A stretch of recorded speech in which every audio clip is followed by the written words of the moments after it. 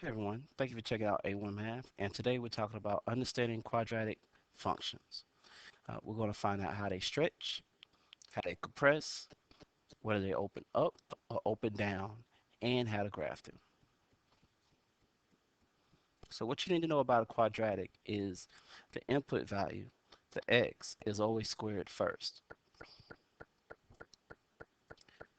The next thing you do is you multiply against the coefficient. Now, depending on what that coefficient is depending on whether it's stretch, compress, open up, or open down.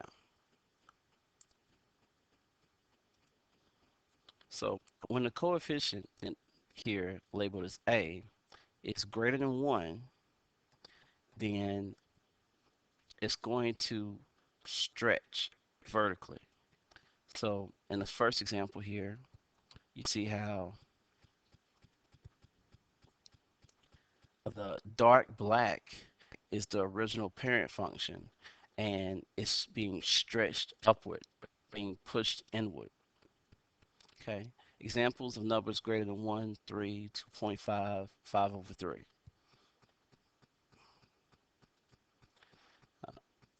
When you have a value that's between 0 and 1, then it's going to stretch or compress vertically, be pushed down. These values here are going to go out. As you can see, in comparison to the parent function, what happens. Now, let's take a look at a couple of examples.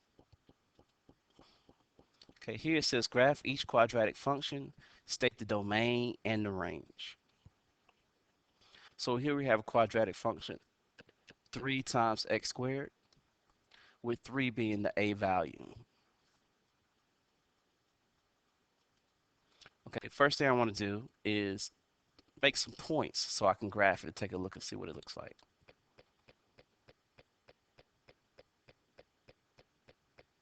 Okay, so I decided to pick -2, -1, 0, 1, and 2. These just happen to be the points that I pick. You want to pick something kind of close to where your vertex is going to be, and you're going to plug each one of these values into this function. Okay, now if we plug in -2 squared, -2 squared, uh, it's going to get us to be 4, and 4 times 3 is 12. The next input value we have for x is -1. -1 squared is going to be 1, and then 1 times 3 is 3. Notice how every time we square it, it becomes positive. And then we continue here. 0 squared times 0 is 0. 1 squared times 3 is 3. And 2 squared times 3 is 12. And the next thing we'll do is plot each one of these set of points.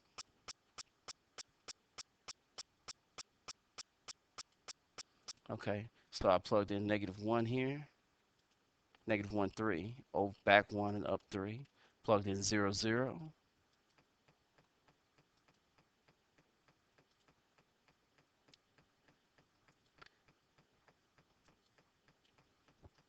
and I also have got to plot it here, 1, 3.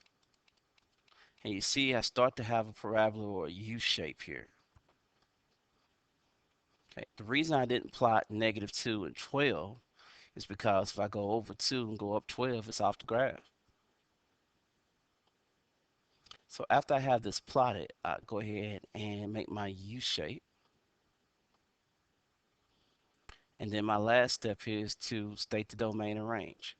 So the domain that goes infinite in the negative x and infinite in the positive x direction is going to be -infinity to +infinity. It's going to include all um, real numbers. The range, the lowest it goes is 0, and the highest it goes is infinity. Okay, let's take a look at another example. I got 1 over 3 and x squared. Now, notice in the previous one, the a value was greater than 1, and this one is less than 1. So this should compress or stretch outward. I'm going to go ahead and plot some points. Now, the reason I chose -3 instead of 2 this time is because I knew I can do this math in my head, being that the 3 here, it's going to be something that's going to work well with -3 and +3. So I just went ahead and put -3, -1, 0, 1, and 2. Now you could put 2, and you probably get a decimal, but you could definitely graph it. Okay. As we plug these values in, I plug in 1/3. Oh, I'm sorry, I plug in -3 into the function. -3 squared is 9. And then 9 times 1/3 is 3. Okay. -1 squared is 1. 1 times 1/3 is 1/3.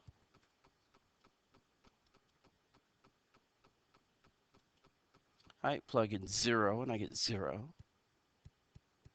Plug in 1, I get 1/3. And plug in 3, I get 9 times 1/3, which is 3. Okay. Last, I'm going to go ahead and plot out these points. I'm going to go back 3 and up 3. Go back 1 and up a third. Go over, well, 0, 0. Go over 1 and up a third. And then over 3 and up 3. Last, I'm going to go ahead and put in my U shape here. As you can tell, this stretch out in comparison to the parent function. And that's consistent with the fact that our constant is less than 1, or between 0 and 1.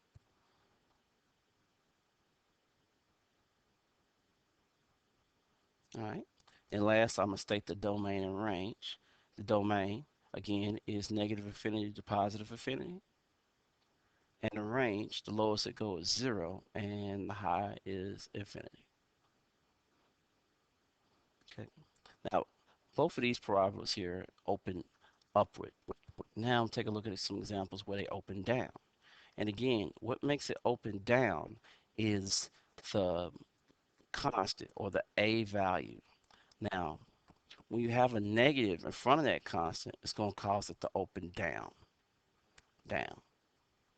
Okay. And your maximum value is going to be the y value for your vertex. Okay, let's take a look at some examples.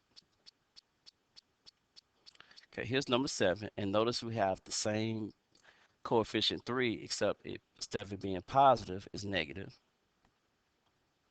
So we're going to go ahead and take some points here. Went ahead and got -2, -1, 0, 1, and 2. Went ahead and plugged in -2 here. Now, -2 squared is going to get us a +4 again, but the +4 times -3 is going to get us -12. And when I plug in -1 squared, be +1. +1 times -3 is -3. Okay. 0 is going to get us 0.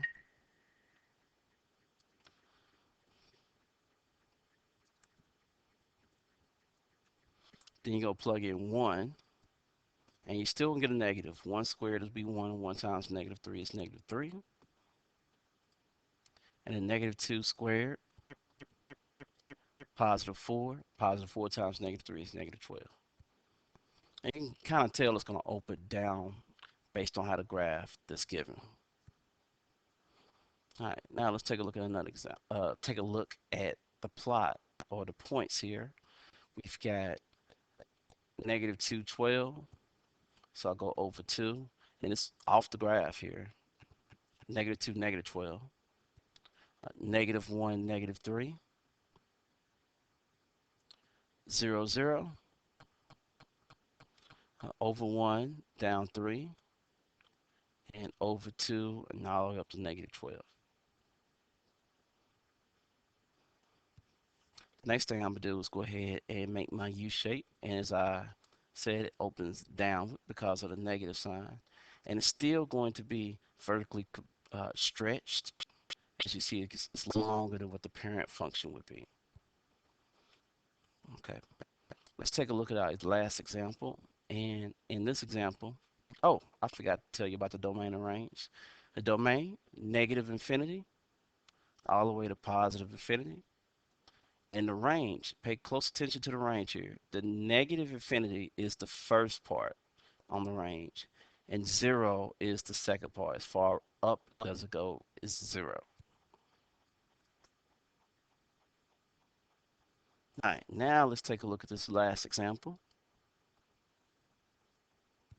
Notice it's the same 1/3, but it's negative, so it's going to open down, but it's going to compress vertically or stretch outward. So I use those same points I did when it was just 1/3, -3, -1, 0, 1, and 3.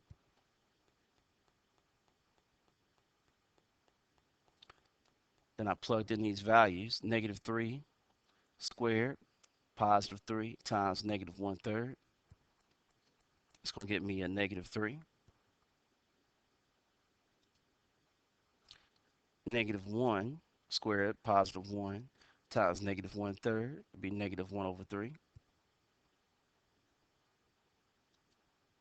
Plug in 0, get 0. 1 squared is going to get us -1/3. 3 squared is going to get us -3. Well, it's going to get us +9. And +9 times -1/3 would be -3. Now I'm going to go ahead and plot out our points here. -3, -3, -1, 1/3, 0, 0, +1, -1/3, +3, -3.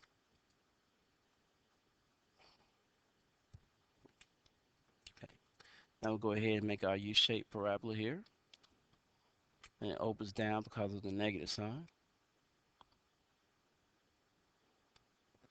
And our domain is going to be negative infinity to positive infinity.